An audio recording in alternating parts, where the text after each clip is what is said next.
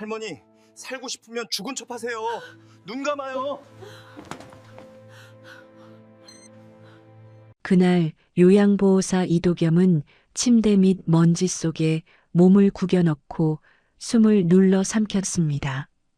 하이힐 소리와 함께 들어온 며느리 오세리는 서류 봉투를 회장 가슴에 던지고 호출벨 선을 뽑아 바닥에 내팽개쳤습니다. 어머니, 예? 지금 연기하는 거죠? 눈 떠봐요. 침대 밑에서 도겸은 떨리는 손으로 회장의 손목을 잡고 들릴까봐 이를 악물었습니다. 도대체 그 밤 이 병실에선 무슨 일이 벌어진 걸까요? 영상을 보기 전에 무료로 할 수 있는 구독과 좋아요를 눌러주세요. 지금 어느 지역에서 듣고 계신지도 댓글로 알려주시면 그곳에 늘 좋은 일이 생기길 기도하겠습니다. 그날 어둠은 기이할 정도로 일찍 내려앉았습니다. 고작 오후 5시를 넘긴 시각이었지만 서울 도심의 불빛조차 닿지 않는 깊은 산자락. 해오름 프라이빗 실버타운의 창밖은 이미 먹물을 쏟아부은 듯 새까맣게 잠겨 있었습니다. 억수같이 쏟아지는 빗줄기가 통유리창을 사정없이 때렸고 번쩍 번개가 칠 때마다 병실 안의 고급 가구들이 하얗게 드러났다 사라지기를 반복했습니다. 불안은 번개처럼 나타났다가 다시 어둠처럼 눌러앉았습니다. 이곳은 일반인들은 발도 들릴 수 없는 곳이었습니다. 국내 굴지의 식품기업 한비푸드 일가가 사실상 소유한 철저한 개인시설, 실버타운이라는 이름을 달고 있지만 실상은 밖으로 새면 안 되는 비밀들을 가두는 감옥에 더 가까웠습니다. VIP 병실 한쪽 구석에서 요양보호사 이도겸은 무릎을 꿇고 바닥을 닦고 있었습니다. 그는 여기서 가장 낮은 자리였습니다. 그러나 이상하게도 가장 낮은 자리에 있는 사람은 늘 가장 많은 것을 보게 됩니다. 도겸은 요령을 피우지 않았습니다. 남들이 대충 지나치는 침대 반대편, 벽과 침대 사이 좁은 틈까지 손을 집어넣어 꼼꼼히 걸레질했습니다. 그 좁은 틈새에 사람의 숨이 들어가면 얼마나 쉽게 들통나는지도 알고 있었기 때문입니다. 침대 위에는 산소기의 의지에 겨우 숨을 이어가는 서정화 회장 78세이 누워 있었습니다. 한비푸드를 일군 철의 여인이라 불렸던 인물. 그러나 지금의 회장은 거대한 기업이 아니라 자신의 몸 하나조차 뜻대로 움직이지 못하는 사람이었습니다. 몸이 약해지는 속도는 생각보다 잔인했습니다. 사람은 한순간에 회장에서 환자로, 권력에서 처분 대상으로 떨어집니다. 그때였습니다. 산소 마스크 아래 서 회장의 입술이 파르르 떨리기 시작했습니다. 빗소리에 묻혀 처음엔 잘 들리지 않았습니다. 하지만 도겸은 그 떨림이 단순한 통증이 아니라는 것을 본능적으로 알아차렸습니다. 사람의 공포는 소리보다 먼저 몸에서 새어나오니까요. 안 되오면 안 돼. 도겸은 걸레질을 멈추고 고개를 들었습니다. 서 회장의 초점 없는 눈동자가 허공을 더듬고 있었습니다. 그 눈은 누군가를 기다리는 눈이 아니라 누군가를 피하는 눈이었습니다. 도겸은 침을 삼키며 조심스럽게 다가갔습니다. 회장님, 뭐라고 하셨어요? 그 순간 복도 저편에서 또각또각 날카로운 하이힐 소리가 들려왔습니다. 규칙적이지만 바닥을 찍어 누르는 듯한 발소리, 귀에 꽂히는 소리였습니다. 병실의 공기가 갑자기 얇아졌습니다. 숨쉬기 어려운 얇은 공기, 도겸의 등에 식은 땀이 맺혔습니다. 서 회장의 얼굴이 순식간에 일그러졌습니다. 쉰 목소리로 거의 비명처럼 내뱉었습니다. 며느리. 도겸은 그 한마디로 모든 것을 이해했습니다. 이곳에서 며느리라는 단어는 가족이 아니라 통제자였습니다. 서 회장을 돌봐야 할 사람이 아니라 서 회장의 삶과 죽음을 결정하려 드는 사람이었습니다. 도겸은 이 실버타운에서 여러 번 봤습니다. 가족이란 이름으로 들어와 환자의 존엄을 깎아내리고 환자의 침묵을 이용해 서류를 밀어붙이는 사람들을요. 하지만 오늘은 달랐습니다. 서 회장의 눈빛은 도와달라가 아니라 숨겨달라였습니다. 문 밖 발소리는 이미 병실 앞까지 와 있었습니다. 도겸은 본능적으로 뒤로 물러났습니다. 밖으로 나가기엔 늦었습니다. 문이 열리면 그는 병실 안에 함께 있는 사람으로 찍힙니다. 그 순간부터 도겸은 요양보호사가 아니라 걸림돌이 됩니다. 걸림돌은 치워지는 법입니다. 이곳은 그런 곳이었습니다. 도겸의 시선이 바닥까지 길게 늘어진 침대보로 향했습니다. 침대 아래는 어둡고 좁았습니다. 몸을 구겨 넣어야 합니다. 숨을 죽여야 합니다. 먼지와 약품 냄새를 견뎌야 합니다. 그러나 선택지는 하나뿐이었습니다. 도겸은 망설임 없이 몸을 낮춰 침대 밑으로 미끄러져 들어갔습니다. 거친 먼지가 코를 찔렀지만 그는 손등으로 입을 틀어막고 숨을 꾹 눌러 담았습니다. 그 순간 육중한 병실 문이 거칠게 열리는 소리가 들렸습니다. 드르륵. 차가운 바람과 함께 들어온 사람은 오세린이었습니다. 한빛푸드 서정화 회장의 둘째 며느리. 그녀는 젖은 우산을 바닥에 내던지듯 놓고 뒤따라온 수행원들에게 짧고 차갑게 지시했습니다. 문 잠가요.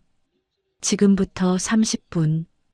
의사든 간호사든 누구도 들이지 마. CCTV도 확실히 껐지? 네, 사모님. 수행원이 물러나고 도어락이 잠기는 소리가 병실 안에 울려 퍼졌습니다. 철컥. 그 소리는 감옥문이 닫히는 소리와 닮아 있었습니다. 침대 아래의 도겸은 자신의 심장 소리가 들킬까 두려워 숨을 더 깊이 삼켰습니다. 그리고 그때 그는 깨달았습니다.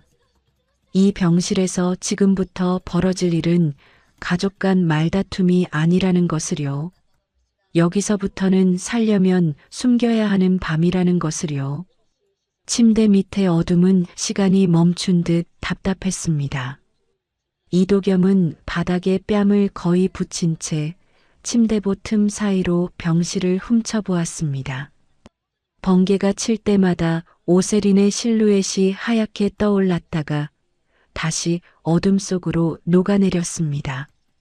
그 짧은 빛의 순간마다 도겸은 그녀의 눈빛이 얼마나 차갑고 단단한지 확인할 수 있었습니다. 사람을 사람으로 보지 않는 눈, 목적만 남은 눈이었습니다. 오세린은 성큼 침대로 다가갔습니다. 그리고 마치 오래 기다렸다는 듯 낮고 매끄러운 목소리로 말했습니다. 어머니, 자는 척 그만하시고 일어나세요. 서정화 회장은 힘겹게 눈을 떴습니다. 하지만 그 눈빛은 며느리를 가족으로 보는 눈빛이 아니었습니다. 사냥감이 사냥꾼을 마주했을 때의 눈빛. 숨을 쉬고 있지만 이미 반쯤 죽은 사람처럼 떨고 있었습니다. 오세린은 핸드백에서 서류 봉투 하나를 꺼냈습니다. 두툼했고 모서리가 각 잡혀 있었습니다. 누가 봐도 도장만 찍으면 끝인 서류의 무게였습니다. 그녀는 그 봉투를 서 회장의 가슴 위로 툭 던졌습니다. 수정본이에요. 어머니 도장 찍으세요. 오늘 안에 끝냅시다. 서 회장의 손이 떨렸습니다. 봉투를 밀어내려 했지만 손끝이 말을 듣지 않았습니다. 그 작은 저항을 본 오세린의 입꼬리가 비틀렸습니다. 언제까지 고집 피우실 거예요? 큰아들은 이미 없고 제 남편은 귀찮다면서 저한테 다 떠넘겼잖아요. 서 회장의 숨이 가쁘게 들썩였습니다. 산소기에서 일정한 기계음이 삐인하고 이어졌습니다. 회장은 힘겹게 입술을 움직였습니다. 거짓말 내 아들. 오세린이 코웃음을 쳤습니다. 아이고 답답해. 어머니 숨 넘어가면 연락하랬어요. 지금도 골프 치러 갔는데요. 이게 현실이라고요. 그녀는 협탁 위에 놓인 물잔을 집어들었습니다. 순간 도겸은 물이라도 드리려나 하는 착각을 했습니다. 하지만 오세리는 물잔을 마시라고 내미는 척하더니 그대로 벽 쪽으로 내던졌습니다. 와장창 유리 파편이 사방으로 튀었습니다. 날카로운 조각 하나가 서 회장의 뺨을 스치며 지나갔고 얇은 피부에 붉은 선이 생기더니 피가 주르륵 흘러내렸습니다. 서 회장은 비명을 지르려 했지만 목구멍에서 나온 건 쇳소리 같은 신음뿐이었습니다. 으헉! 모니터 경고음이 날카롭게 울리기 시작했습니다. 삐삐삐! 서 회장은 필사적으로 손을 뻗어 호출벨을 누르려 했습니다. 그러나 오세린이 더 빨랐습니다. 그녀는 호출벨 선을 거칠게 뽑아 바닥에 내팽개쳤습니다. 툭, 툭, 투두둑. 누굴 부르시게요? 밖엔 제 사람들이에요. 아무도 안 와요. 그 말이 병실 공기를 얼렸습니다. 침대 밑에 숨어있던 도겸의 손끝이 저릿해졌습니다. 잠깐 혼내는 정도가 아니라는 확신이 들었습니다. 지금 이 병실은 외부와 단절된 공간. 오세린이 마음먹으면 무슨 일이든 사고사로 만들 수 있는 방이었습니다. 오세린은 서 회장의 머리맡에 놓인 베개를 집어들었습니다. 그리고 아주 천천히 너무도 침착하게 베개를 들어 올렸습니다. 그 순간 도겸의 심장이 쿵 내려앉았습니다. 베개가 올라가는 속도가 느릴수록 그녀의 결심이 단단하다는 뜻이었으니까요. 도장 안 찍으실 거면 그냥 편하게 가세요. 그게 며느리가 도와드리는 겁니다. 서 회장의 눈동자가 순식간에 커졌습니다. 몸은 움직이지 않는데 공포만은 온몸을 휘감았습니다. 그녀는 산소 마스크 아래에서 숨을 헐떡이며 베개를 바라봤습니다. 아직 닿지도 않았는데 이미 숨이 막히는 것 같았습니다. 도겸은 침대 아래에서 이를 악물었습니다. 당장이라도 튀어나가 오세린의 팔목을 낚아채고 싶었습니다. 하지만 튀어나가는 순간 그는 증인이 아니라 입막음 대상이 됩니다. 오세린은 서 회장만 죽이려는 게 아닐 수 있습니다. 봤다는 사실 하나로도 도겸은 살아남기 어렵습니다. 도겸은 손이 떨리는 걸 억지로 누르며 주머니 속 휴대폰을 꺼냈습니다. 화면이 잠깐 켜졌고 그 빛이 침대보 아래로 새지 않게 그는 몸을 더 깊숙이 웅크렸습니다. 녹음 버튼을 누르려는 순간 손가락이 떨려 버튼을 2번 눌렀습니다. 띡 하고 녹음이 시작됐다가 바로 멈췄습니다. 도겸의 머릿속이 하얘졌습니다. 심장이 목구멍까지 튀어 올라오는 느낌이었습니다. 들켰나? 방금 그 소리가 들렸나? 그는 숨을 멈춘 채 오세린의 움직임을 기다렸습니다. 하지만 오세린은 아무것도 눈치채지 못한 듯 베개를 더 높이 들었습니다. 도겸은 이를 악물고 다시 녹음 버튼을 눌렀습니다. 이번엔 화면에 빨간 점이 떴습니다. 녹음 중이라는 작은 글자가 도겸에게는 목숨줄처럼 느껴졌습니다. 그는 휴대폰을 침대 깊숙이 먼지와 스프링 사이로 밀어 넣었습니다. 들키지 않게, 누가 뺏어가기도 어렵게. 오세린이 베개를 서 회장의 얼굴 위로 가져갔습니다. 바로 그때였습니다. 도겸은 이상한 낌새를 포착했습니다. 베개를 들고 있는 오세린의 손끝이 미세하게 떨리고 있었습니다. 분명 살기를 내뿜고 있는데 진짜로 눌러버리기 직전의 망설임. 그녀는 잔인했지만 동시에 겁이 많았습니다. 피가 손에 묻는 순간 되돌릴 수 없다는 걸 알고 있는 사람의 떨림이었습니다. 그 떨림을 도겸이 읽어내는 그 찰나. 따르릉, 따르릉. 오세린의 핸드백 안에서 요란한 벨소리가 터졌습니다. 오세린이 얼굴을 찌푸린 채 베개를 든 손을 멈칫했습니다. 아씨, 지금 중요한데 왜? 그녀는 베개를 한 손에 쥔 채 다른 손으로 전화를 받으며 몸을 돌렸습니다. 침대를 등진 채 통화를 시작했습니다.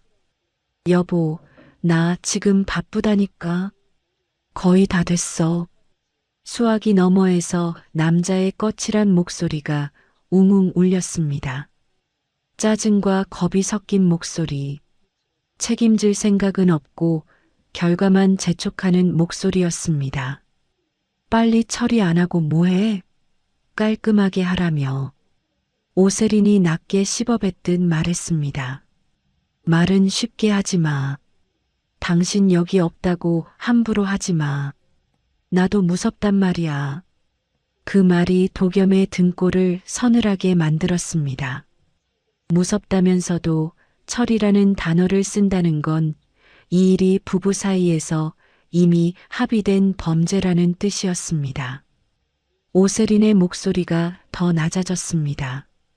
차라리 그냥 쇼크로 알아서 가면 모를까? 내 손에 피 묻히긴 싫어.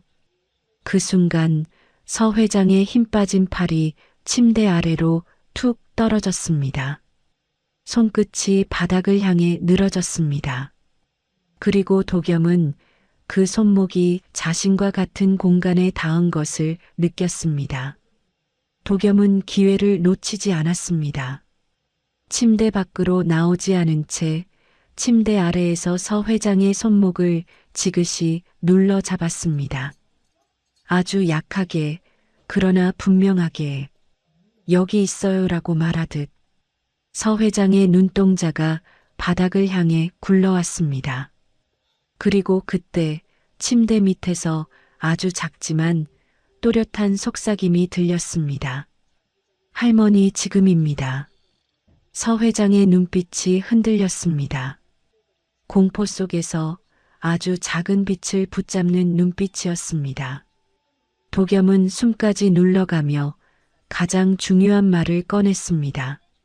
숨 참으셔야 합니다. 어서요. 그리고 바로 그 순간 오세린이 통화를 끊고 다시 침대를 향해 몸을 돌리려는 찰나였습니다. 서 회장은 전구가 꺼지듯 눈동자에 초점을 풀었습니다. 고개를 옆으로 툭 떨구었고 입을 벌린 채 숨을 딱 멈췄습니다. 그 모습은 영락없는 시신이었습니다. 오세린의 걸음이 멎었습니다. 베개를 든 손이 힘없이 내려갔고 베개가 바닥으로 툭 떨어졌습니다. 그녀의 얼굴에 처음으로 진짜 공포가 떠올랐습니다. 어머니? 정적? 이봐요, 노인네. 대답이 없었습니다. 오세린은 자신의 손을 내려다보았습니다. 손끝이 미친 듯이 떨리고 있었습니다. 아니야, 난 아직 눌러지도 않았어. 그녀는 스스로를 설득하듯 중얼거렸습니다. 지 혼자 숨이 넘어간 거야. 맞지? 그때 천둥이 병실을 뒤흔들었습니다. 우르릉 쾅. 오세린이 비명을 지르며 한 발 뒤로 물러났습니다. 죄의식이 공포로 변하는 순간이었습니다. 그녀는 바닥에 떨어진 유리 조각과 물잔 파편을 미친 듯이 주워 담기 시작했습니다. 지문, 흔적, 증거, 머릿속에 남은 건 오직 도망뿐이었습니다. 그리고 마침내 오세리는 핸드백을 챙겨 들고 문을 열어젖혔습니다. 차 대기시켜. 당장. 하이힐 소리가 복도를 찢으며 멀어졌습니다. 문이 닫히고 병실에 다시 정적이 내려앉았습니다. 그제야 침대보가 살짝 들리며 도겸이 기어 나왔습니다. 온몸이 땀으로 흠뻑 젖어 있었습니다. 그는 떨리는 손으로 서 회장의 어깨를 다급히 흔들었습니다. 회장님, 숨 쉬세요. 제발 숨 쉬세요. 그 여자 갔어요. 잠깐의 침묵 끝에 서 회장이 참았던 숨을 부하하고 토해냈습니다. 기침이 터졌고 눈물이 뺨을 타고 흘러내렸습니다. 그녀는 도겸의 옷자락을 생명줄처럼 움켜쥐었습니다. 도겸은 그 손을 두 손으로 감싸며 낮게 숨을 골랐습니다. 이제 시작이었습니다. 방금 전 한 사람은 죽은 척으로 살았고 한 사람은 숨은 채로 살아남았습니다. 그리고 이 밤의 기록은 침대 깊숙한 곳에서 빨간 점을 깜빡이며 조용히 모든 진실을 저장하고 있었습니다. 병실 문이 닫히자 세상은 다시 조용해졌습니다. 하지만 그 조용함은 평온이 아니었습니다. 방금 전 살인이 오갈 뻔한 공기가 그대로 눌어붙어 숨 쉬는 것조차 조심스러웠습니다. 서정아 회장은 산소 마스크 아래로 거친 숨을 몰아쉬며 천장만 바라봤습니다. 눈동자는 살아있었지만 마음은 이미 한 번 죽었습니다. 이도겸은 먼저 문 쪽으로 다가갔습니다. 손이 떨리는 걸 숨기지도 못한 채 도어락의 이중 잠금 버튼을 꾹 눌렀습니다. 띠리릭. 잠금음이 울리고서야 그는 비로소 숨을 내쉬었습니다. 그래도 안심할 수 없었습니다.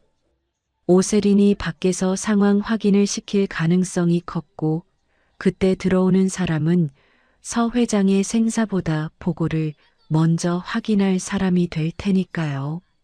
도겸은 협탁에 놓인 티슈를 뽑아 서 회장의 이마를 닦아주고 뺨의 상처에 맺힌 피도 조심스럽게 훔쳤습니다. 손길이 닿을 때마다 서 회장의 몸이 미세하게 떨렸습니다. 사람을 믿지 못하는 떨림, 믿으면 죽는다는 떨림이었습니다. 회장님, 물 조금 드실 수 있으세요? 서 회장이 아주 약하게 고개를 끄덕였습니다. 도겸은 빨대를 꽂은 물컵을 입가로 가져갔습니다. 물이 목으로 넘어가자 서 회장의 눈에 아주 희미한 생기가 돌아왔습니다. 그리고 그 눈빛이 도겸을 향해 꽂혔습니다. 마치 마지막 남은 동아줄을 확인하듯. 이름이 뭐냐? 쇳소리 섞인 목소리였지만 또렷했습니다. 이도겸입니다. 여기 요양보호사로 일합니다. 서 회장은 그 이름을 몇 번이나 입안에서 굴렸습니다. 도겸. 그리고 눈가가 젖었습니다. 자식들에게서 한 모금의 물도 받지 못한 사람이 낯선 청년의 물 한 모금에 무너지고 있었습니다. 그때 복도 끝에서 발자국 소리가 들렸습니다. 하이힐이 아니었습니다. 고무 밑창이 바닥을 끄는 소리, 야간 당직이 순찰할 때 나는 무심한 소리였습니다. 도겸의 심장이 철렁 내려앉았습니다. 그는 거의 숨도 쉬지 않고 서 회장의 귀에 속삭였습니다. 회장님, 지금부터 멍하니 계셔야 합니다. 초점 없이 허공만 보셔야 해요. 알아보는 눈빛 절대 안 됩니다. 서 회장이 겁먹은 눈으로 도겸을 봤습니다. 도겸은 더 낮게, 더 단단하게 말했습니다. 살아남으려면 살아있는 티를 내면 안 돼요. 도겸은 재빨리 이불을 목까지 끌어올려 덮어주고 벽장문을 열어 몸을 밀어 넣었습니다. 문틈을 아주 조금만 남겨두었습니다. 바늘구멍만한 틈으로 병실이 보였습니다. 드르륵. 병실 문이 열렸습니다. 들어온 건 젊은 야간 간호사였습니다. 눈빛부터 다급했습니다. 환자를 살피는 눈이 아니라 누군가의 지시를 확인하는 눈이었습니다. 그녀는 서 회장의 얼굴보다 모니터를 먼저 확인했습니다. 뭐야, 숨도 붙어 있고 심장도 멀쩡하잖아. 중얼거림 속에 짜증이 섞였습니다.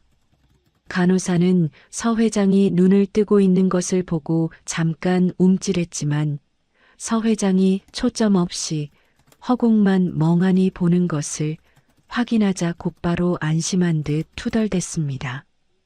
아유, 깜짝이야. 노인네가 잠도 안 자고. 그녀는 링거줄을 대충 훑고 차트에 특이사항 없음을 휘갈기듯 적었습니다. 환자의 뺨에 피가 흐르고 있는데도, 유리 파편 흔적이 있는데도 그 어떤 질문도 하지 않았습니다. 질문을 하면 자신이 보고 들은 것도 책임져야 하니까요. 간호사가 돌아서 나가려는 순간 그녀는 문손잡이에 손을 얹고 마지막으로 낮게 중얼거렸습니다. 사모님이 괜히 호들갑 떠신 줄 알았네. 그 말이 도겸의 속을 얼렸습니다. 사모님이라는 단어는 이 사람이 이미 오세린의 사람이라는 확실한 증거였습니다. 문이 닫혔습니다. 복도 발소리가 멀어졌습니다. 도겸은 그제야 벽장문을 열고 나왔습니다. 숨을 들이마시는 것조차 늦게 배운 사람처럼 가쁘게 들썩였습니다. 그는 곧장 서 회장 곁으로 다가가 손바닥으로 이마의 땀을 닦아주었습니다. 그리고 낮게 말했습니다. 보셨죠? 다 한통 속일 수 있어요. 서 회장의 눈동자가 흔들렸습니다.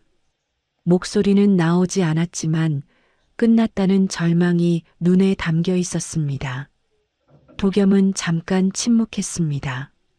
현실적으로 그는 가진 것도 없고 권한도 없습니다. 하지만 방금 전 이 병실에서 살아남는 법을 배웠습니다. 버티고 속이고 기록하고 타이밍을 잡는 것. 그게 유일한 길이었습니다. 도겸은 품 안에서 휴대폰을 꺼냈습니다. 침대 깊숙한 곳에 숨겨둔 녹음 파일이 제대로 저장됐는지 확인했습니다. 화면에 파일이 남아 있었습니다. 그 짧은 문장들이 이제는 칼이 될 수 있었습니다. 도겸은 서 회장을 똑바로 바라봤습니다. 회장님, 방법이 있습니다. 서 회장의 눈이 도겸에게 붙었습니다. 그 눈빛은 묻고 있었습니다. 내가 뭘 할 수 있냐고. 이 몸으로라고. 도겸은 더 낮게, 더 단단하게 말했습니다. 지금은 완벽하게 속이는 게 먼저입니다. 회장님이 정신이 나간 사람처럼 보여야 해요. 그래야 놈들이 방심합니다. 서 회장의 손끝이 이불 위에서 미세하게 떨렸습니다. 그 떨림은 두려움이기도 했지만 아주 작은 불씨이기도 했습니다. 살아남겠다는 불씨. 도겸은 그 손을 조심스럽게 덮어 잡았습니다. 제가 눈이 되고 귀가 되고 손발이 되어 드릴게요. 밖에서는 빗소리가 더 거세졌습니다. 마치 세상이 이 병실을 통째로 삼키려는 것처럼. 하지만 도겸의 목소리는 흔들리지 않았습니다. 그리고 그 여자 다시 옵니다. 내일 아침에요. 서 회장의 눈동자가 더 크게 흔들렸습니다. 도겸은 마지막으로 그 공포를 꿰뚫는 말 한마디를 남겼습니다. 내일은 연기가 전쟁입니다. 다음 날 아침 8시 창밖의 비는 잠시 잦아든 듯 했지만 병실 안의 공기는 더 무거워져 있었습니다.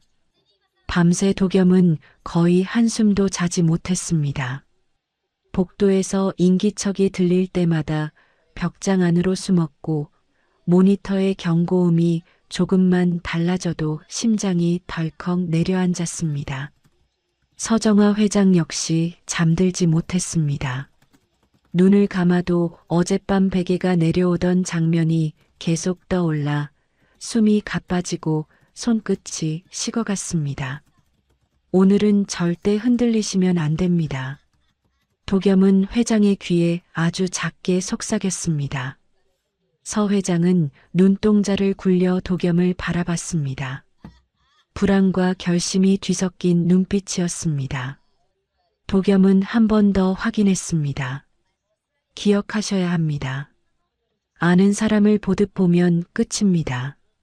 초점 풀고 침 흘리고 멍하니 살아남는 표정으로요. 서 회장은 천천히 고개를 끄덕였습니다. 그 작은 움직임마저도 사람임을 드러내는 것 같아 도겸은 이불을 더 끌어올려 턱 아래까지 덮어주었습니다. 그리고 자신은 병실 창가 쪽으로 이동했습니다. 누가 들어오든 청소하거나 정리하는 직원처럼 보이기 위해서였습니다. 문이 벌컥 열렸습니다. 하이힐 소리와 함께 오세린이 들어왔습니다. 오늘은 수행원도 없었습니다. 대신 양복을 말끔히 차려입은 중년 남성이 한 명 따라 들어왔습니다. 그의 손에는 차트가 들려 있었고 눈빛은 사람을 진료하는 의사가 아니라 판정을 내려야 하는 사람의 눈빛이었습니다. 돈이 오가는 순간 사람은 의사가 아니라 문서가 됩니다. 오세린이 침대 쪽으로 다가오며 말했습니다. 어머니, 정신이 드세요? 목소리는 부드러웠지만 그 안에는 어젯밤의 살기가 그대로 남아 있었습니다. 이 병실에 울려 퍼지는 그 한마디가 서 회장의 심장을 쥐어짰습니다. 그러나 서 회장은 움직이지 않았습니다. 초점 없는 눈으로 허공을 바라볼 뿐이었습니다. 입은 반쯤 벌어져 있었고 마치 숨이 새는 것처럼 침이 턱선을 타고 흘렀습니다.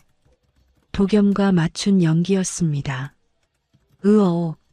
서 회장이 의미 없는 소리를 내자 오세리는 잠깐 멈칫했지만 곧 입꼬리를 아주 미세하게 끌어올렸습니다. 옆에 중년 남성이 펠라이트로 서 회장의 동공을 대충 비추고 뚱한 표정으로 고개를 끄덕였습니다. 충격으로 인한 일시적 선망인지 기능이 상당히 떨어졌습니다. 생물학적 호흡만 남은 상태에 가깝네요. 그 말이 떨어지는 순간 도겸의 속이 싸늘해졌습니다. 사람을 식물로 규정하는 말은 그 사람을 처분 가능하게 만드는 주문이었으니까요. 아, 그래요? 오세리는 안도의 숨을 내쉬는 척했고 곧 더 노골적인 얼굴로 변했습니다. 그럼 이제 더 쉬워졌네. 그녀는 창가 쪽으로 다가왔습니다. 햇빛을 보려는 듯 커튼 자락에 손을 뻗었습니다. 도겸은 그 순간 피가 거꾸로 솟는 느낌을 받았습니다. 커튼 뒤에는 숨을 곳이 없었습니다. 그 커튼이 젖혀지면 그는 끝입니다. 그러나 오세리는 코끝을 찡그리며 손을 걷었습니다.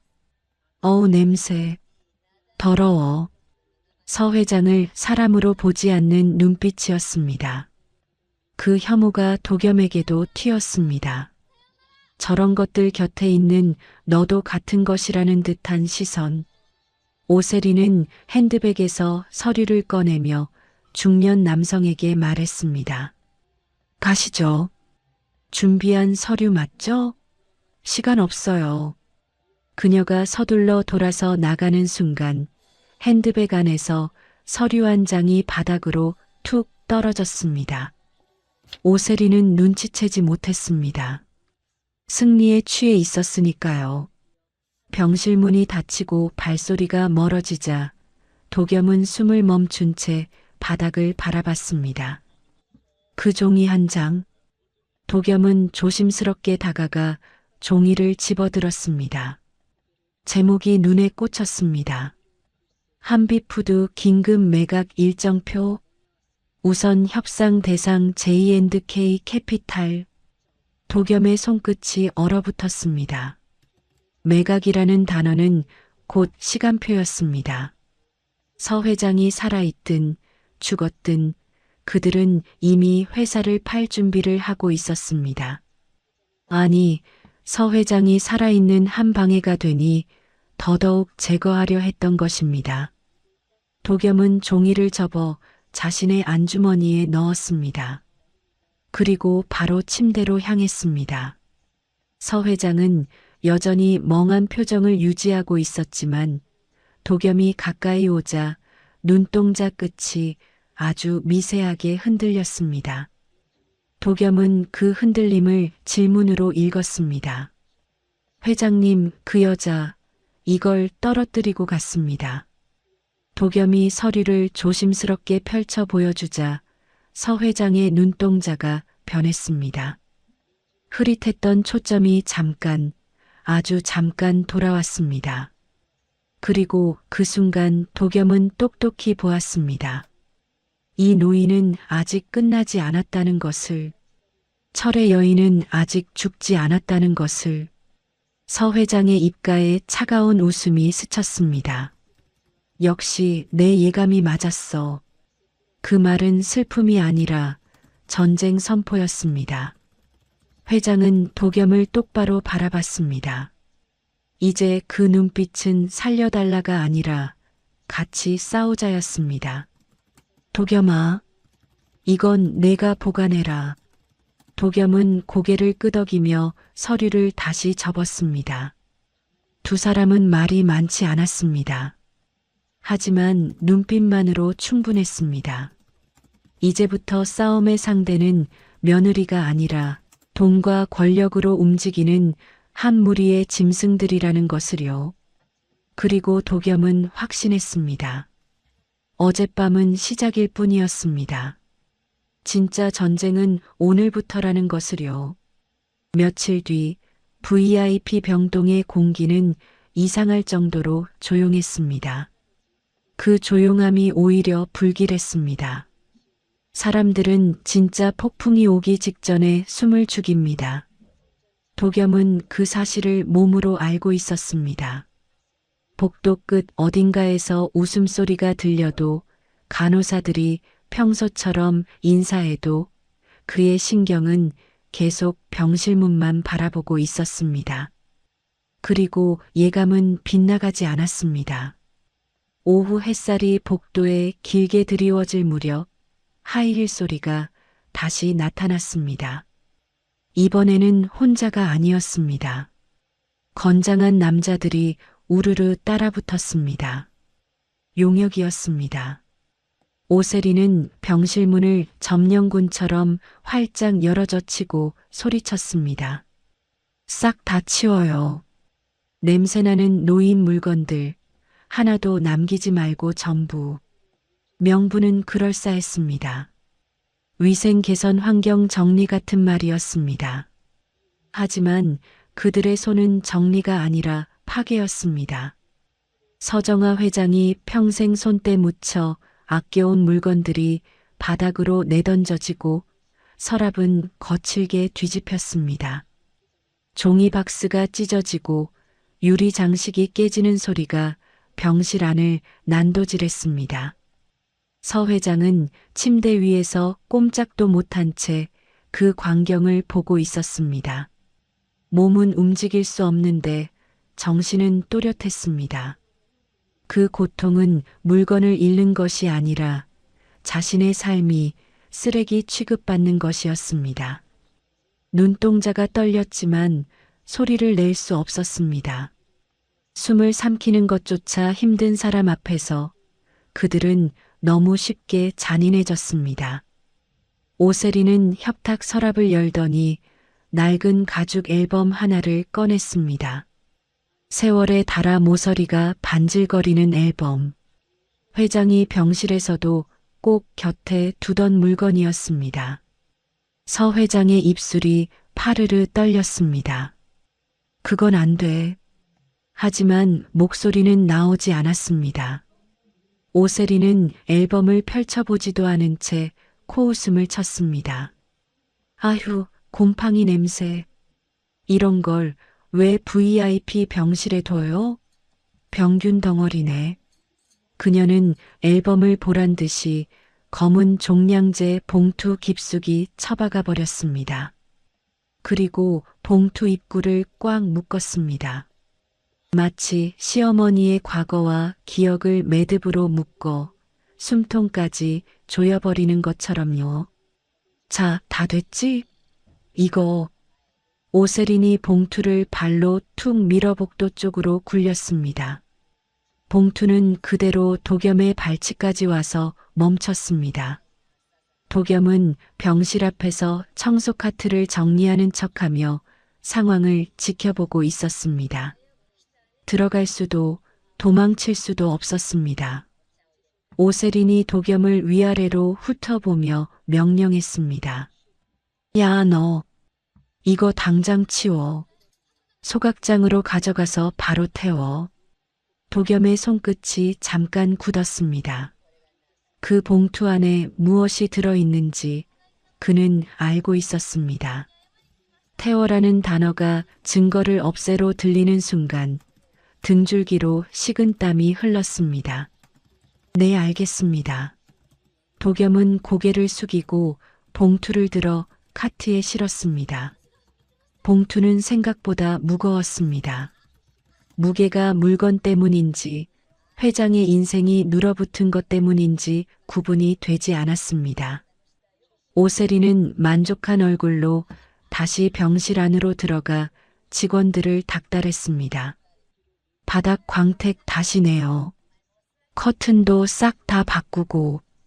도겸은 카트를 끌고 엘리베이터 쪽으로 향하다가 CCTV 사각지대를 확인한 뒤 방향을 틀었습니다. 지하 소각장이 아니라 비상계단 옆 작은 청소용품 보관실. 철문이 닫히자 바깥 소음이 딱 끊겼습니다. 도겸은 숨을 한번 크게 들이마신 뒤 봉투 매듭을 풀기 시작했습니다. 오세린이 얼마나 세게 묶었는지 손가락 마디가 하얗게 질렸습니다. 매듭이 풀리자 퀴퀴한 먼지 냄새와 함께 물건들이 쏟아져 나왔습니다. 찢어진 책, 깨진 안경, 오래된 스웨터, 그리고 그 앨범. 도겸은 앨범을 두 손으로 들어 올렸습니다. 손끝이 떨렸습니다. 이걸 다시 봉투에 넣어 태우는 건 회장을 한 번 더 죽이는 일이었습니다. 그는 앨범을 조심스럽게 펼쳤습니다. 첫 장에는 회장의 젊은 시절 사진들이 있었습니다. 공장 준공식에서 리본을 자르는 모습, 직원들과 웃는 모습, 가족과 함께 찍은 사진들. 한 장 한 장이 권력이 아니라 시간이었습니다. 그러다 마지막 장 근처에서 비닐 커버도 없이 끼워져 있던 빛바랜 사진 한 장이 툭 떨어졌습니다. 도겸은 허리를 숙여 사진을 집었습니다. 사진 속에는 젊은 시절의 서정화 회장이 한 아기를 품에 안고 있었습니다. 옆에는 젊은 여성이 함께 앉아 환하게 웃고 있었습니다. 병원 화단 같은 배경, 따뜻한 햇살, 그리고 아기를 감싸고 있는 포대기 끝단에 파랑새 자수. 도겸의 눈동자가 격렬하게 흔들렸습니다. 그 모양, 그 실의 매듭, 그 날개의 각도, 그는 본능적으로 알았습니다. 우연일 수 없는 디테일이었습니다.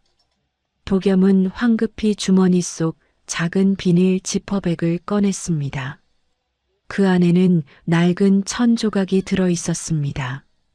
보육원 원장이 너를 찾을 유일한 단서라며 쥐어줬던 천 조각. 도겸이 평생 부적처럼 가지고 다니던 것. 그는 떨리는 손으로 천 조각을 꺼내 사진 옆에 대봤습니다. 완벽하게 일치했습니다. 파랑새 자수의 날개, 실의 색감, 꺾이는 각도, 매듭의 위치까지 소름 끼칠 정도로 같았습니다. 도겸은 숨을 들이켜는 것조차 잊었습니다. 온몸의 피가 한순간에 얼었다가 다음 순간 뜨겁게 끓어오르는 느낌이었습니다. 설마. 도겸은 사진 속 회장의 얼굴을 다시 봤습니다.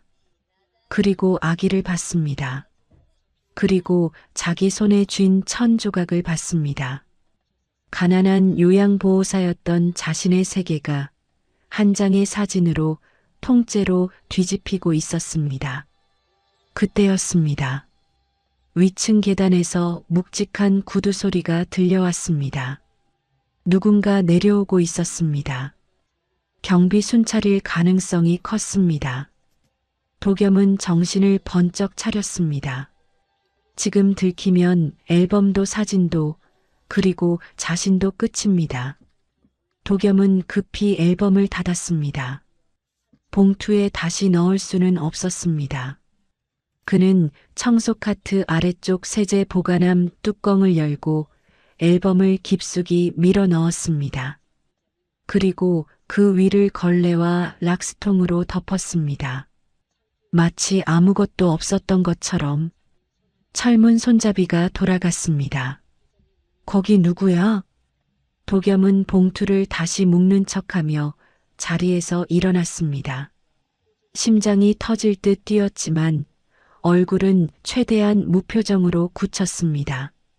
청소 담당입니다. 쓰레기 봉투가 터질까봐 정리 중이었습니다. 경비가 투덜거리며 문을 닫고 지나가자 도겸은 그제야 숨을 내쉬었습니다.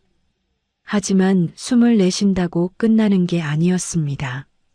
세제통 밑에 숨겨진 앨범의 무게가 도겸의 인생을 새로 눌러놓고 있었습니다. 도겸은 카트 손잡이를 부서져라 쥐었습니다.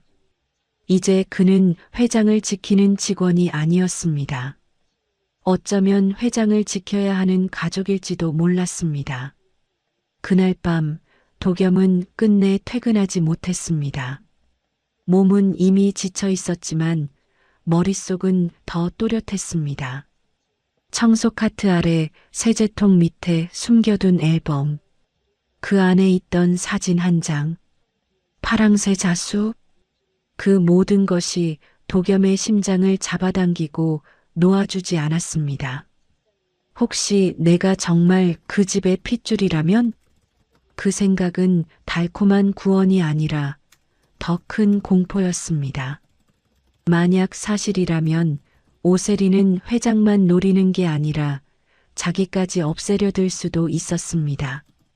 하지만 확인하지 않으면 도겸은 앞으로 단 한 발자국도 제대로 움직일 수 없었습니다. 싸움은 감정이 아니라 증거로 하는 것이었고 이 집안은 특히 더 그랬습니다. 새벽 공기가 가장 차갑게 가라앉을 무렵 도겸은 간호사 데스크 주변을 맴돌았습니다. 야간 당직 간호사는 피곤했는지 잠깐씩 꾸벅꾸벅 졸았고 복도 끝 CCTV는 일정 시간마다 시야가 살짝 돌아가는 사각이 있었습니다. 도겸은 그 타이밍을 노렸습니다. VIP실 침구 교체 요청 들어와서요. 제가 잠깐 정리하고 오겠습니다. 도겸은 태연하게 말했고 간호사는 하품을 하며 손을 휘저었습니다. 그래요. 얼른 하고 나와요. 문이 열리고 어둑한 병실이 그를 삼켰습니다. 알코올 냄새와 약품 냄새, 기계음이 규칙적으로 울리는 공간. 서정아 회장은 깊은 잠에 빠져 있지는 않았습니다. 진통제 때문인지 꿈과 현실의 경계를 위태롭게 떠다니는 얼굴이었습니다. 눈꺼풀 아래로 눈동자가 미세하게 흔들리고 이마에는 식은땀이 맺혀 있었습니다. 도겸은 침대 머리맡으로 천천히 다가갔습니다. 베갯잎 위에 흰 머리카락 몇 올이 희미하게 빛나고 있었습니다. 작은 것, 아주 사소한 것. 하지만 도겸에게 그 머리카락은 운명의 열쇠였습니다. 도겸은 주머니에서 미리 준비해온 작은 지퍼백을 꺼냈습니다. 숨조차 크게 쉬지 못했습니다. 손끝이 떨려 머리카락이 날아가 버릴까봐 그는 입을 꼭 다문 채 손가락만 움직였습니다. 머리카락을 조심스럽게 집어 올려 지퍼백 안에 넣고 입구를 단단히 봉했습니다. 이걸로 끝이 아니다. 도겸은 지퍼백을 안주머니 깊숙이 넣었습니다. 그리고 잠깐 멈췄습니다. 돌아 나가려다가 발길이 떨어지지 않았습니다. 서 회장의 종아리와 발목은 오랫동안 누워 있어 퉁퉁 부어 있었습니다. 도겸은 잠시 망설이다가 이불을 살짝 걷고 조심스럽게 마사지하기 시작했습니다. 전문 간병인의 손길은 아니었지만 도겸은 오래전 아픈 가족을 돌보던 손의 기억이 있었습니다. 누군가를 살리고 싶을 때 사람은 본능적으로 손이 먼저 움직입니다. 그때였습니다. 서 회장의 미간이 고통스럽게 찌푸려졌습니다. 식은땀이 이마를 타고 흘러내렸고 입술이 떨리기 시작했습니다. 숨이 거칠어졌습니다. 마치 꿈속에서 불길에 갇힌 사람처럼. 안 돼, 뜨거워. 서 회장의 목소리는 쉰 숨소리로 끊겼지만 그 속에는 너무 선명한 절규가 있었습니다. 도겸은 손을 멈추고 얼굴을 가까이 가져갔습니다. 회장님 괜찮으세요? 서 회장은 눈을 반쯤 뜬 채 허공을 향해 손을 더듬었습니다. 그리고 그 손이 도겸의 손목을 덥석 붙잡았습니다. 놀랄 정도로 강한 힘이었습니다. 죽음의 문턱에서 사람은 마지막 힘을 쥐어짜냅니다. 서 회장은 도겸을 똑바로 보는 듯 했지만 사실은 도겸이 아니었습니다. 그녀의 흐릿한 동공 속에는 다른 얼굴이 비치고 있었습니다. 오래전 불길 속으로 사라진 그리움의 얼굴. 정훈이? 도겸의 심장이 덜컥 내려앉았습니다. 낯선 이름인데 이상하게 가슴 어딘가가 통째로 울리는 느낌이었습니다. 정우야, 왜 이제 왔니? 지수는 괜찮았어? 서 회장의 목소리는 점점 더 애절해졌습니다.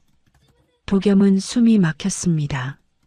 지수라는 이름이 이어지는 순간 머릿속에서 사진 속 젊은 여인의 얼굴이 겹쳐졌기 때문입니다. 그리고 다음 말이 도겸의 숨통을 조였습니다. 그 아이는 내 손주 도윤이는 어디 있니?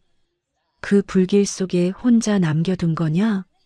서 회장은 오열하듯 도겸의 손목을 끌어당겼습니다. 죄책감이 수십 년 동안 뼈에 박혀 있었던 사람의 울음이었습니다. 도겸은 그 단어를 듣는 순간 세상이 잠깐 멈춘 것 같았습니다. 손주 도윤, 그 이름이 왜 이렇게 낯설지 않지? 왜 내 심장이 저 이름을 듣고 흔들리지? 도겸은 입술을 꾹 깨물었습니다. 사실 여부를 따질 시간이 아니었습니다. 지금은 서 회장을 진정시켜야 했습니다. 도겸은 떨리는 손으로 서 회장의 젖은 뺨을 조심스럽게 감싸며 최대한 차분한 목소리로 속삭였습니다. 괜찮습니다. 도윤이는 분명 살아 있습니다. 어디에 있든 끝까지 버티고 있을 겁니다. 그리고 반드시 돌아올 겁니다. 서 회장의 눈동자가 도겸을 향해 흔들렸습니다. 마치 그 말 하나가 삶을 붙잡게 하는 마지막 밧줄인 것처럼. 정말 살아있니? 도겸은 고개를 끄덕였습니다. 목이 메어 제대로 소리가 나오지 않았지만 그는 끝내 말했습니다. 네. 그러니까 이제 잠깐만 쉬세요. 제가 반드시 찾아올게요. 그 말이 통했는지 서 회장의 거친 호흡이 조금씩 잦아들었습니다. 그녀는 도겸의 손을 놓지 않은 채 다시 잠에 빠져들었습니다. 손가락 마디마디에 힘이 들어가 있었습니다. 놓치면 다시는 못 잡을 것 같다는 듯이요. 도겸은 한참 동안 그 자리에 꼼짝도 하지 못했습니다. 할머니의 체온이 손끝을 통해 혈관으로 흘러들어오는 느낌이었습니다. 그리고 확신이 생겼습니다. 이건 단순한 복수 동맹이 아니었습니다.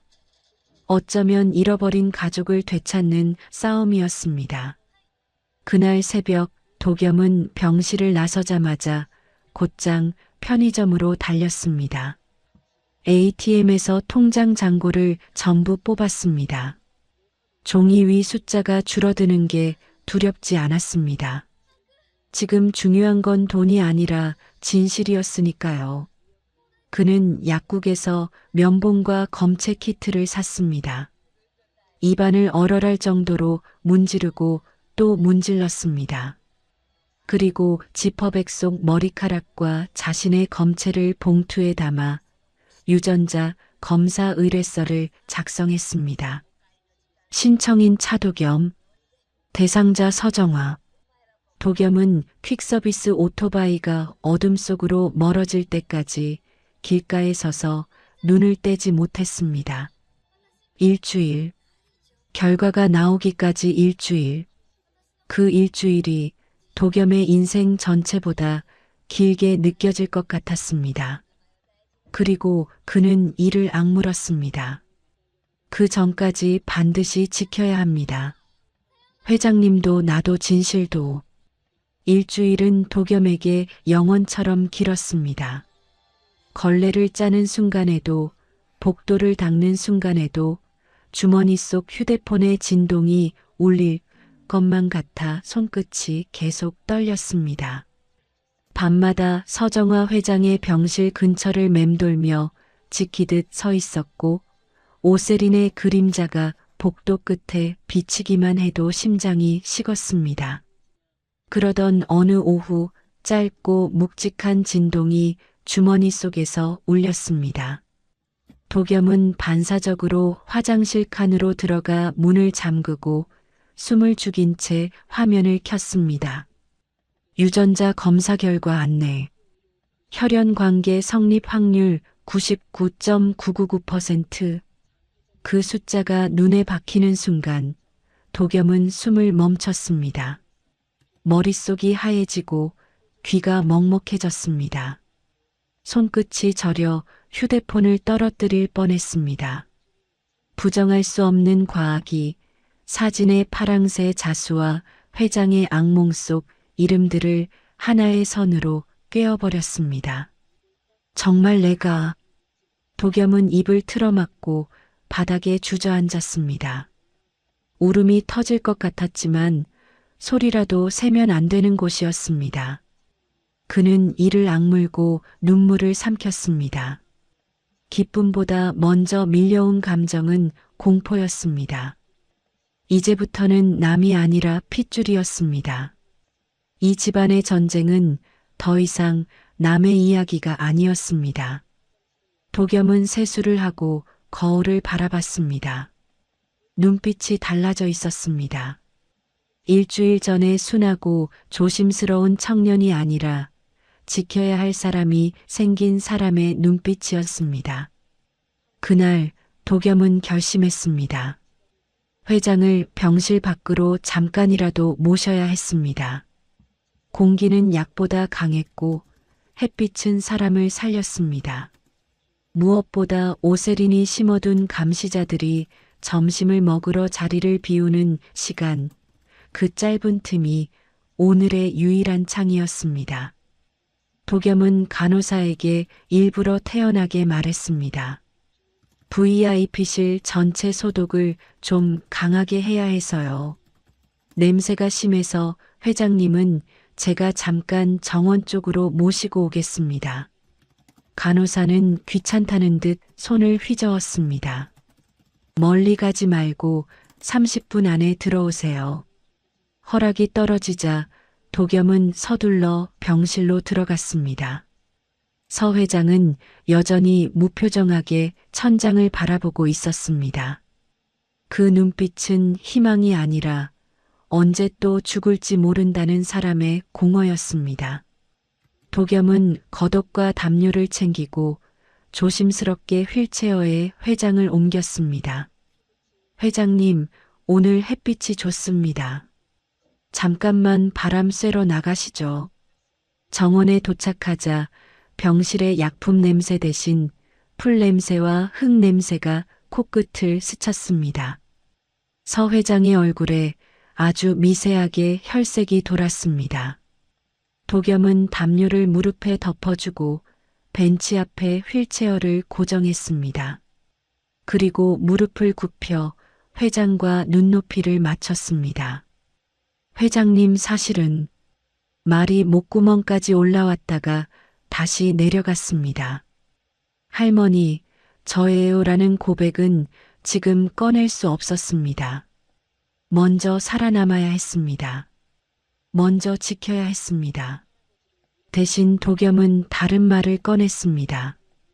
회장님, 혹시 한 번만, 아주 조금만 일어나 보실래요?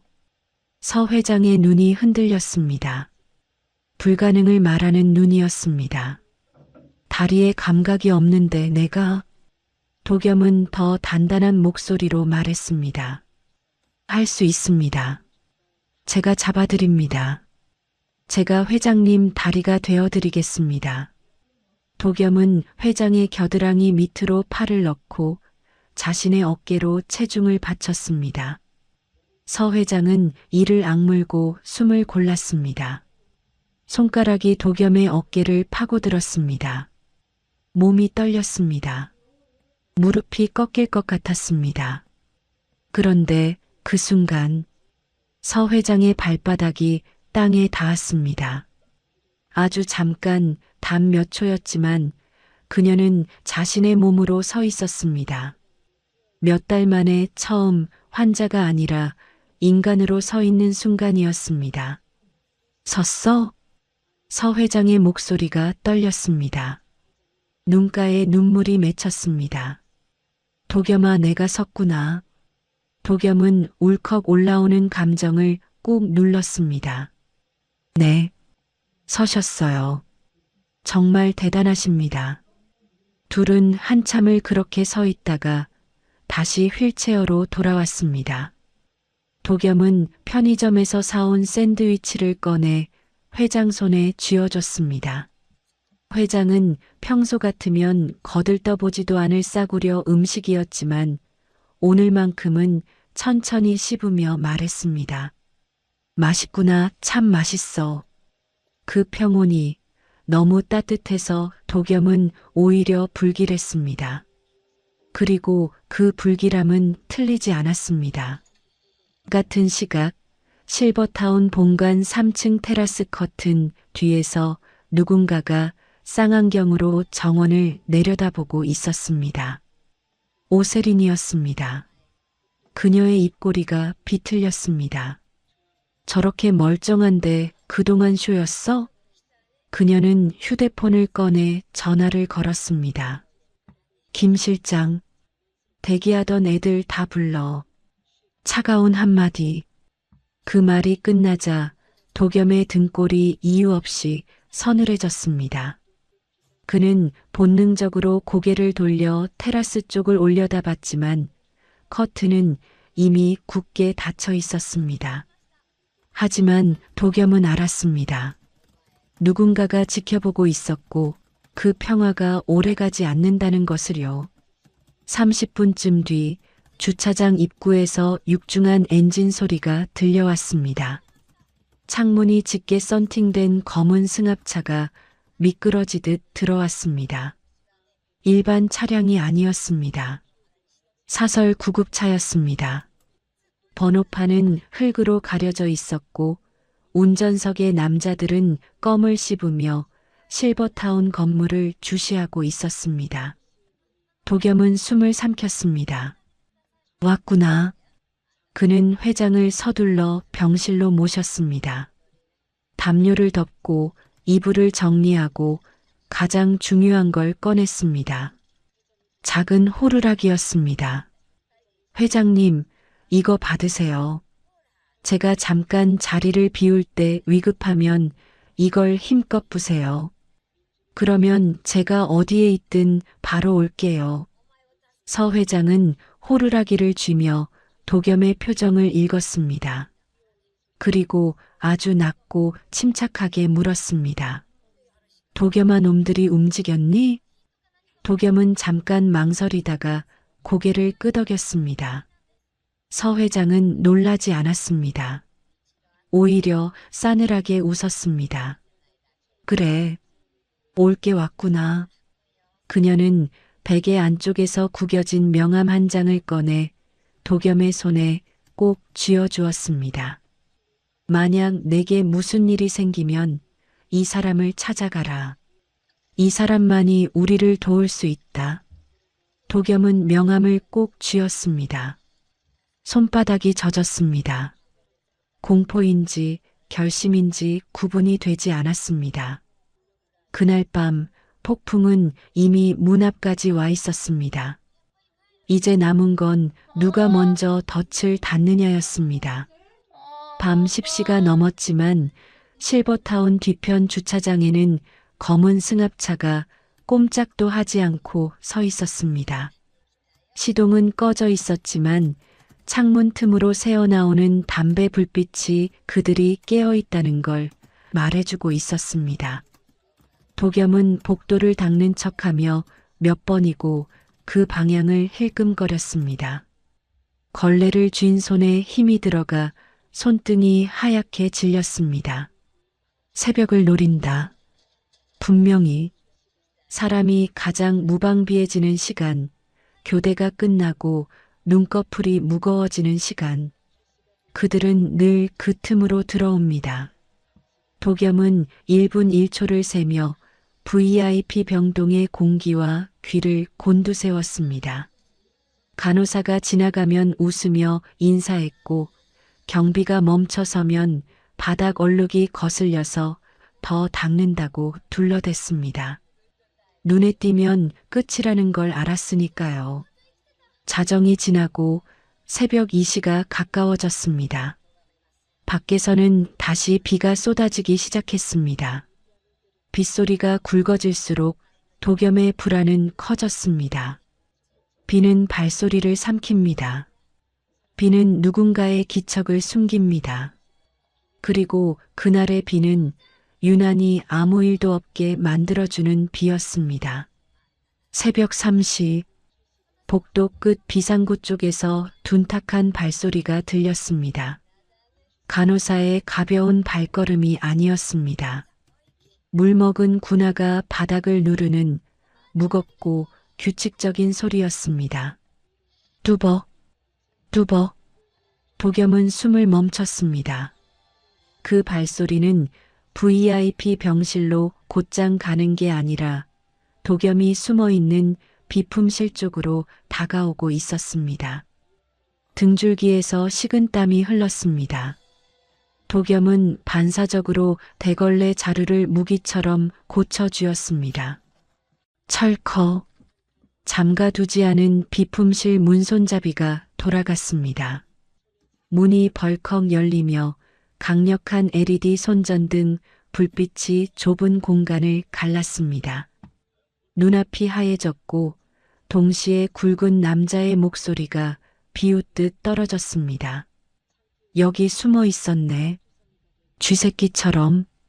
도겸이 눈을 제대로 뜨기도 전에 건장한 사내 둘이 달려들어 팔을 비틀어 꺾었습니다. 어깨가 빠질 것 같은 통증이 몰려왔지만 도겸은 소리 대신 이를 악물었습니다. 안주머니. 안주머니 속 휴대폰과 결과, 문자, 녹음 파일. 그걸 빼앗기면 모든 게 끝이었습니다. 무슨 짓입니까? 저는 직원입니다. 도겸이 숨을 몰아쉬며 외쳤지만 사내는 태블릿을 들이밀며 조소했습니다. 화면에는 낮에 정원으로 나가던 CCTV 영상이 재생되고 있었습니다.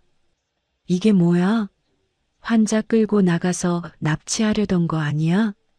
아니요, 산책입니다. 간호사 허락. 시끄러워. 간호사가 증언했어. 내가 억지로 끌고 나갔다고. 그 말은 덧이었습니다. 허락을 받았다는 사실조차 증언 한 줄로 뒤집어버리는 돈이 만든 현실. 도겸은 그제야 깨달았습니다. 이건 오세린이 회장을 치우기 위해 만든 시나리오가 아니라 도겸까지 사회적으로 매장시키기 위한 완성된 덫이라는 것을요. 끌어내. 경찰 오기 전에 밖으로 내던져. 도겸은 팔이 꺾인 채 복도로 질질 끌려나갔습니다. 그때 활짝 열린 VIP 병실문 틈으로 광경이 보였습니다. 도겸의 심장이 멎는 듯 했습니다. 사내들이 서정화 회장의 팔다리를 억지로 누르고 하얀 손수건으로 입을 거칠게 틀어막고 있었습니다. 회장의 눈이 공포로 크게 떠져 있었습니다. 회장님, 도겸이 몸부림치며 소리치는 순간 거친 주먹이 도겸의 복부를 강타했습니다. 숨이 끊어질 듯 했고 시야가 휘청했습니다. 도겸은 무릎이 꺾이며 바닥에 고꾸라졌습니다. 그 사이 병실 안은 아수라장이었습니다. 사설 구급대원들이 회장을 이동 침대에 묶어 실으려 했습니다. 회장은 필사적으로 몸을 비틀었지만 손수건이 입을 막아 비명조차 나오지 않았습니다. 그 혼란 속에서 회장의 손이 가슴팍을 더듬었습니다. 호루라기. 도겸이 쥐어준 작은 금속이 손끝에 걸렸습니다. 회장은 남은 힘을 끌어모아 호루라기를 입에 물었습니다. 삑! 날카로운 소리가 빗소리를 뚫고 병실을 찢었습니다. 단 한 번, 짧고 절박한 비명이었습니다. 그러나 그 소리는 오래가지 못했습니다. 오세린이 병실 구석에서 걸어 나와 회장의 입에서 호루라기를 거칠게 낚아챘습니다. 어머니, 가시는 길 조용히 좀 하세요. 품위 없게 이게 뭡니까? 오세린은 호루라기를 바닥에 내던졌고 하이힐 굽으로 지시겼습니다. 금속이 찌그러지는 소리가 도겸의 심장을 함께 눌러 부쉈습니다. 입 막아. 다시는 소리 못 내게. 회장은 다시 손수건으로 입이 막혔고 가죽끈이 더 단단히 조여졌습니다. 그리고 그들은 회장을 끌고 나갔습니다. 이송이라는 이름의 납치였습니다. 그 순간 도겸은 폭우 속으로 던져졌습니다. 뒷문 밖 지하 주차장 쪽에 진흙 웅덩이로. 사내들은 도겸을 짐짝처럼 내팽개치며 말했습니다. 한 번만 더 얼씬거리면 그땐 콩밥이다. 철문이 닫히는 소리가 들렸습니다. 철커덩. 빗장은 지옥의 뚜껑처럼 잠겼습니다. 도겸은 진흙 범벅이 된 채 숨을 헐떡였습니다. 그때 지하 주차장 쪽에서 검은 승합차가 미친 듯이 튀어나왔습니다. 썬팅이 짙고 번호판은 흙으로 가려진 사설 구급차. 그 차가 회장을 실은 채 빗속을 가르며 달아나고 있었습니다. 안 돼, 멈춰. 도겸은 본능적으로 달렸습니다. 슬리퍼는 벗겨졌고 맨발이 아스팔트에 찢겼습니다. 날카로운 돌이 발바닥을 갈랐지만 고통은 느껴지지 않았습니다. 도겸의 머릿속엔 오직 하나였습니다. 할머니를 놓치면 끝이다. 그러나 거리는 벌어졌고 붉은 미등은 악마의 눈처럼 멀어졌습니다. 도겸은 비에 젖은 도로 한복판에서 발이 꼬였고 철퍼덕 쓰러졌습니다. 무릎에서 피가 터져나와 빗물과 섞여 붉게 흘렀습니다. 구급차는 사이렌을 울리며 어둠 속으로 완전히 사라졌습니다. 도겸은 바닥을 주먹으로 내리치며 절규했습니다. 무력감이었습니다.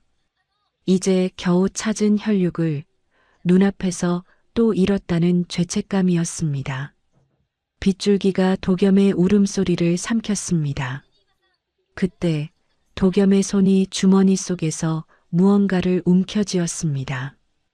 젖지 않게 비닐로 싸둔 휴대폰, 그리고 꼬깃하게 접힌 명함 한 장. 도겸은 떨리는 손으로 그 명함을 펼쳤습니다.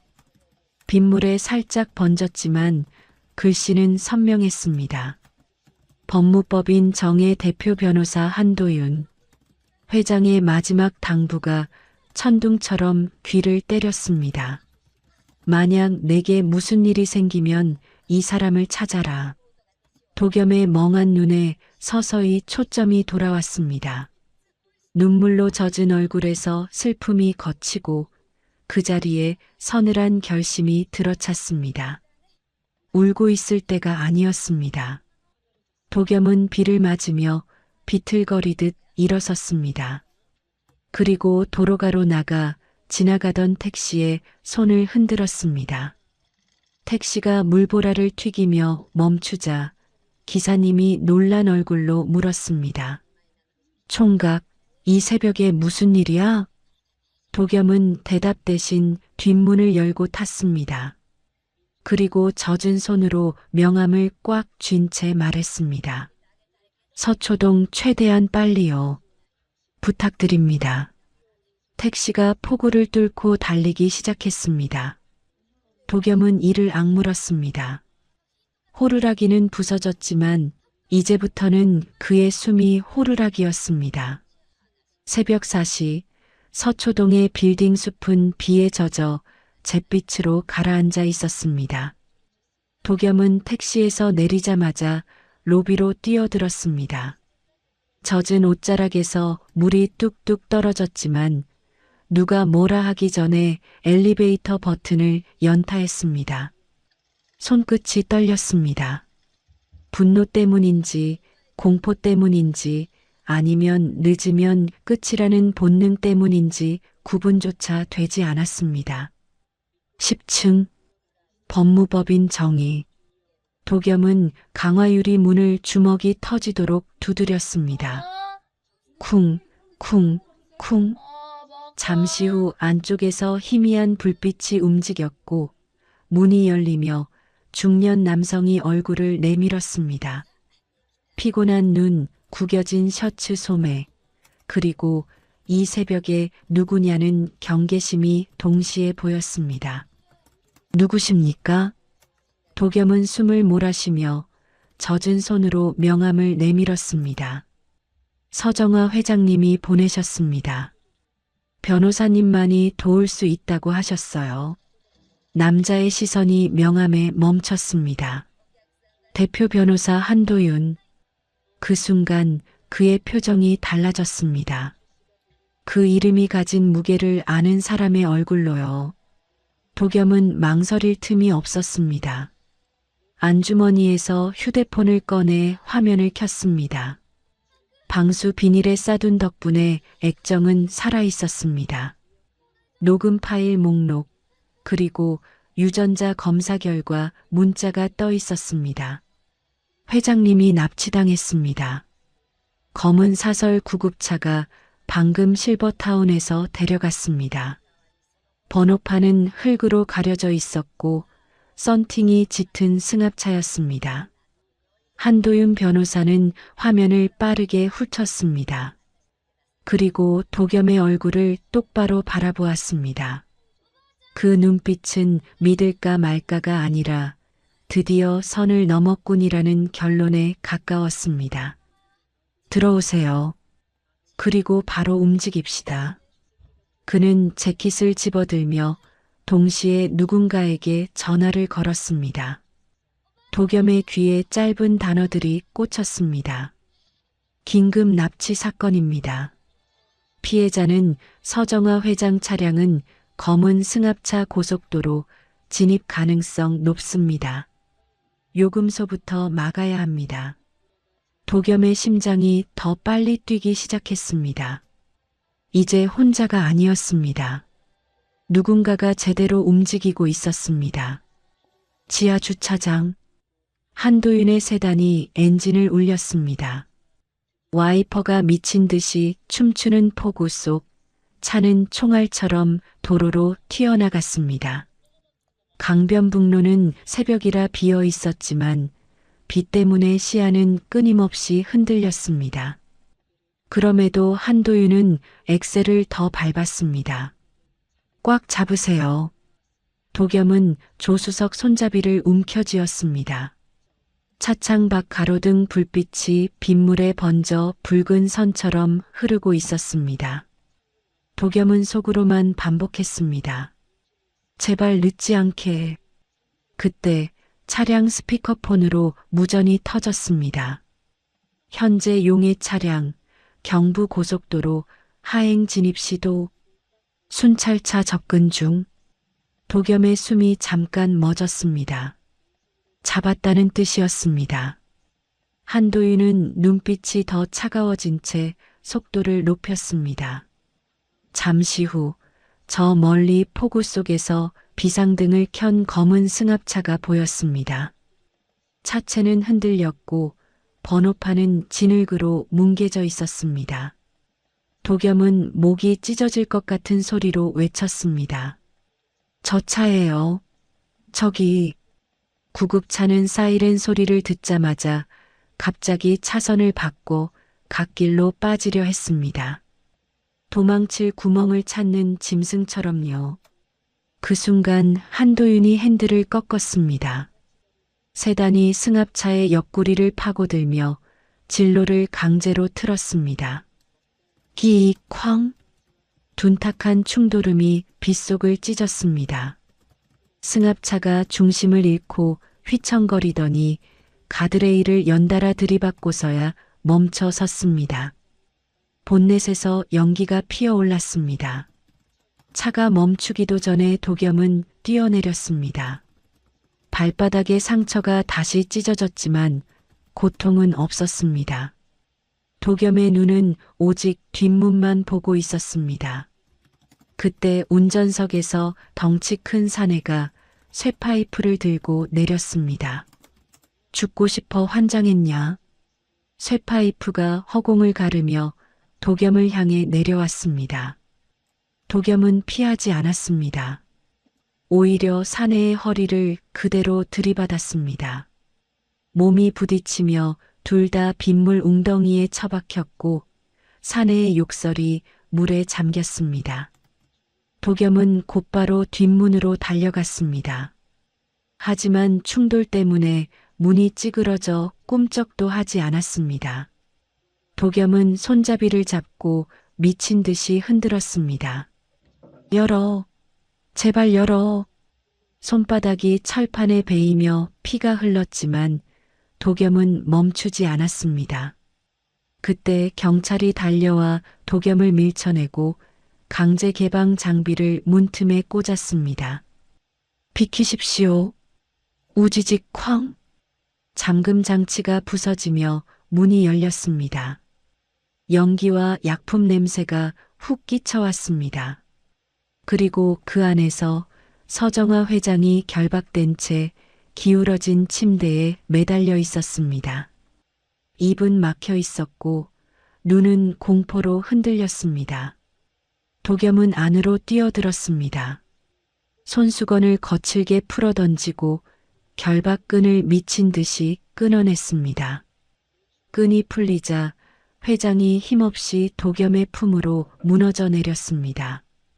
그 순간 도겸은 느꼈습니다. 피가 닿는 느낌을요.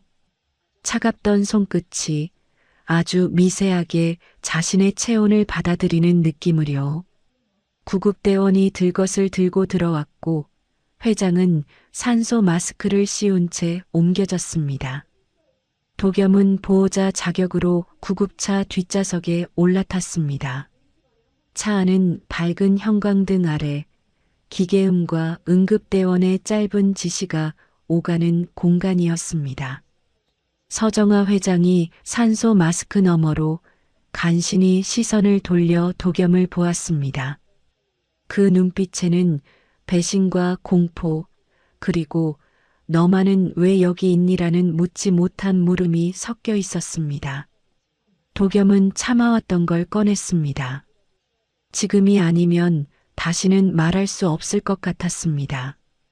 그는 떨리는 손으로 휴대폰을 꺼내 유전자 검사 결과 화면을 회장에게 보여주었습니다. 회장의 동공이 크게 흔들렸습니다.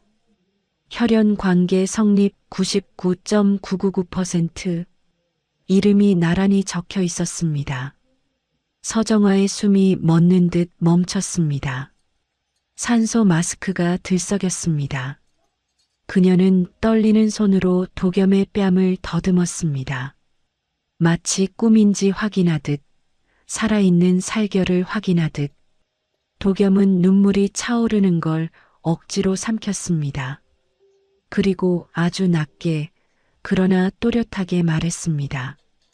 할머니 저예요. 단어 하나가 28년을 밀어냈습니다. 서정아의 눈에서 굵은 눈물이 흘러내렸습니다. 산소 마스크 너머로 숨이 젖었고 목소리는 부서졌습니다. 살아있었구나. 도겸은 그녀의 손을 두 손으로 감싸 쥐었습니다. 그 손은 여전히 떨렸지만 이번엔 두려움만의 떨림이 아니었습니다. 잃어버렸던 혈육을 다시 붙잡은 사람의 떨림이었습니다. 구급차는 빗속을 가르며 달렸습니다. 그리고 도겸의 마음속에는 이제 하나뿐이었습니다. 이제 끝까지 간다. 다음 날 오전 10시 한빛푸드 본사 대회의실은 숨막히는 침묵으로 굳어 있었습니다. 긴 테이블 위에 놓인 서류들은 안건이라는 이름의 칼날처럼 번뜩였고 임원들의 눈빛은 서로를 피하며 흔들렸습니다. 다들 알고 있었습니다. 오늘 통과될 서류 한 장이 회사를 통째로 바꾸고 누군가를 영원히 지워버릴 수도 있다는 것을요. 상석에는 오세린이 앉아 있었습니다.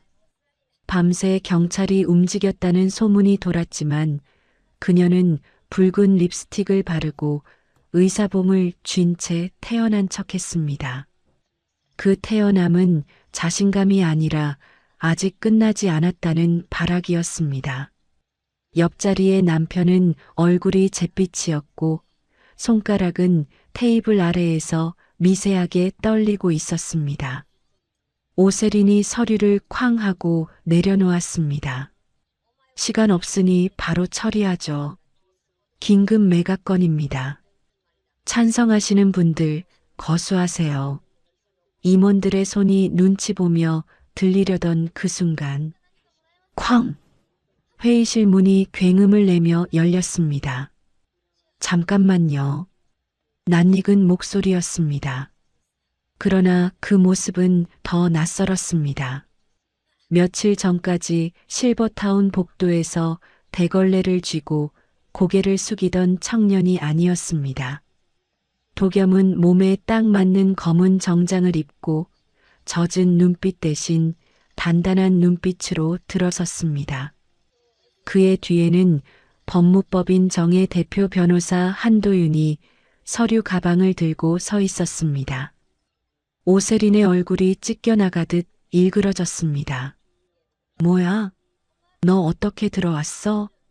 경비, 당장 끌어내. 그녀는 도겸을 손가락질하며 소리쳤습니다. 저놈은 회장님 납치해서 돈 뜯어내려던 놈이에요. 범죄자예요. 회의실이 술렁였습니다. 그러나 한도윤 변호사는 흔들리지 않고 앞으로 나섰습니다. 그리고 명함을 테이블 위에 탁 내려놓았습니다. 진정하시죠. 저는 서정화 회장님의 법률 대리인 한도윤입니다. 그리고 이분은 회장님의 정당한 보호자, 그리고 법적 이해관계자입니다. 오세린이 코웃음을 쳤습니다. 보호자? 청소부가 무슨... 도겸이 말없이 주머니에서 종이 한 장을 꺼냈습니다. 구겨졌지만 글씨는 선명했습니다. 오세린이 병실에서 떨어뜨린 바로 그 서류였습니다. 한비푸드 긴급 매각 일정표 우선 협상 대상 J&K 캐피탈. 오세린의 눈빛이 순간 흔들렸습니다. 왜 저게 저 손에 있지라는 공포가 얼굴에 스쳤습니다. 도겸은 멈추지 않았습니다. 이번엔 휴대폰을 꺼내 스피커를 켰습니다. 지직거리는 잡음 뒤로 모두가 잊고 싶어 할 목소리가 또렷하게 울렸습니다. 그냥 확 눌러버리라고. 차라리 쇼크로 알아서 가면 내 손에 피 묻히긴 싫다고. 회의실 공기가 얼어붙었습니다. 몇몇 임원은 무의식적으로 침을 삼켰고 누군가는 고개를 숙였습니다. 오세린은 그대로 얼어붙더니 이내 미친 듯이 소리쳤습니다. 조작이에요. 불법 녹취야. 증거 능력 없어. 하지만 한도윤 변호사가 차갑게 받아쳤습니다. 증거 능력은 법정에서 판단하실 겁니다. 살인미수 혐의와 함께요. 그 순간 회의실 문 쪽에서 또 하나의 목소리가 들려왔습니다. 낮지만 무게 있는 한 번도 흔들린 적 없는 목소리. 오세린, 그 입 다물어라.